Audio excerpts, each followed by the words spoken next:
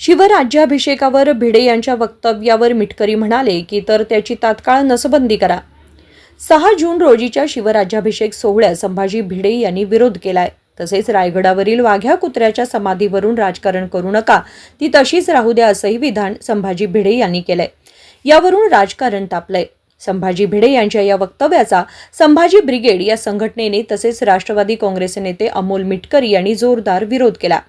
Sambhaji brigade या संघटनेने संभाजी भिडे यांच्या वक्तव्याचा निषेध केलाय। त्यांनी या संदर्भात एक पत्रक प्रसिद्धीस दिलंय। त्यात त्यांनी म्हटलंय की मनोहर पंत उर्फ संभाजी भिडे यांचा शिवराज्याभिषेक सोहळ्याला विरोध केला आहे, त्याचा आम्ही निषेध करत आहोत।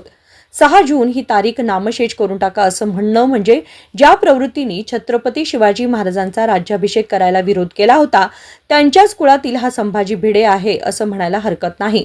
कुत्रा चावल्यामुळे या व्यक्तीच्या डोक्यावर परिणाम झालेला दिसतो असंही या पत्रकात म्हटलंय।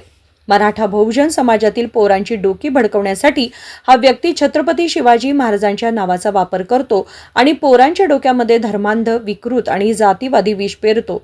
हा माणूस महाराष्ट्रासाठी धोका आहे। 6 जून 1674 रोजी शिवाजी महाराजांचा शिवराज्याभिषेक दिन सोहळा झाला होता।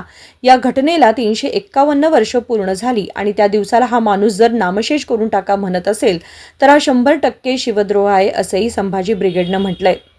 6 जून रोजीचा राज्याभिषेक बंद करा असं म्हणणारा नक्कीच पिसाळलेला आहे आणि एकदा कोणी पिसाळला तर त्याची तात्काळ नसबंदी करणं समयसंमत आणि समाजहिताचं आहे। तसे न केल्यास पिसाळलेली विकृती समाजाला चावत सुटते।